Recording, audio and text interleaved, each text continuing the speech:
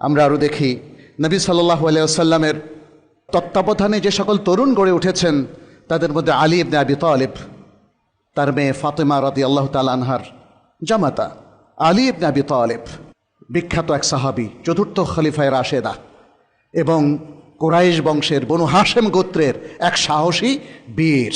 অতএব আলীর জীবনী মানে হচ্ছে এক সাহসী বীর তরুণের জীবনী। এভাবে যত তরুণদের কথা আমাদের সামনে আসবে সবার একই অবস্থা। আপনারা জানেন সে তারেক বিন জিয়াদের কথা, তাই না? ইসলামের তরুণদের তারুণ্যের জয় জয়কারের ইতিহাস কিন্তু ভরা। এমনকি আমাদের এই বঙ্গদেশে সে মোহাম্মদ বিন কাসেম, যিনি ইসলামের বিজয় নিকেতন উড়িয়েছেন, তিনিও কিন্তু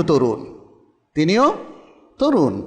এভাবে আমরা আরও দেখি তাবেঈনদের মধ্যে, ইমামদের মধ্যে তারুণ্যের জয় জয়কার। ইমাম মালিক ইবনু আনাস, ইমাম আবু হানিফা রাহিমাহুল্লাহর পরেই যার স্থান চার ইমামের মধ্যে, তিনি মসজিদে নববীতে একজন বড় স্কলার হিসাবে দার্স দেওয়া শুরু করেন যখন তার বয়স মাত্র 20।